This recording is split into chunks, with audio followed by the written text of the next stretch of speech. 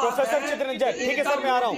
Professor Chitranjan, जब भी आप लोगों से नौकरियों को लेकर सवाल होता है, अपनी चीजें गिनाने के बजाय आप लोग केंद्र पर सीधे हमलावर हो जाते हैं कि 2 करोड़ वाले कहाँ हैं, 2 करोड़ नौकरियां कहाँ दी गई। उस हिसाब से तो इनको संजय जी कई तरह के सवाल आ गए हैं, तो समय दीजिएगा। ठीक है सर, ठीक है, ठीक।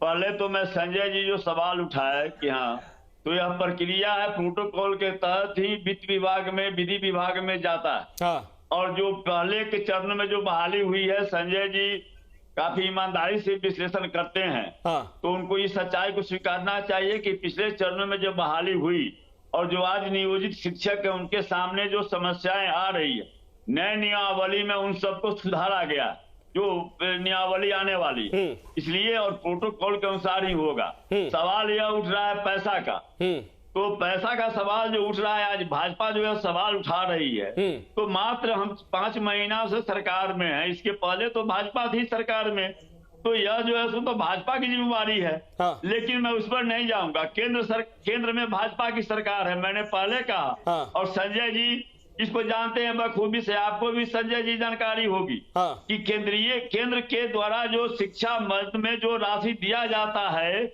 उसमें कटौती की गई है। बिहार के ऐसे भी हकमारी किया जा रहा है।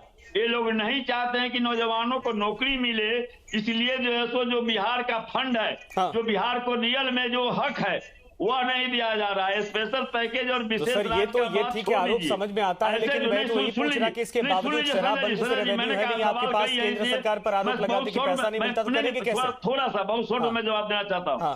तो जो है सो वह कटौती कर रहे हैं, लेकिन उसके बावजूद भी बिहार सरकार अपने रिसोर्सेज से, अपने संसाधन से इस अवस्था में अपने को ला रही है कि जो हमने वादा किया 10 लाख नौजवानों को नौकरी देने का, और 2023 में दिया जाएगा, इसलिए उसकी चिंता भाजपा नहीं करे। वह चिंता जो है सो सरकार में जो लोग हैं उनको वह चिंता है, उसकी व्यवस्था हो रही है। नहीं सर, युवाओं की दुविधा को दूर कर दीजिए, विपक्ष चिंता करता रहे, उसका काम है। आप लोग इनिशिएट करिए, अच्छी बात है, इसको सहयोग किया जाएगा। और एक चीज और, जब इरादा पक्का है तो उसमें कहीं से किसी को कुछ करने वाला नहीं है। दूसरी बात, अभी शमशी साहब कह रहे थे, मैं उनको बता रहा हूँ, 8 साल के अंदर में 60 लाख पद रिक्त हुए, और 8 साल के अंदर में इन्होंने नौकरी कितना दिया? 7,22,000।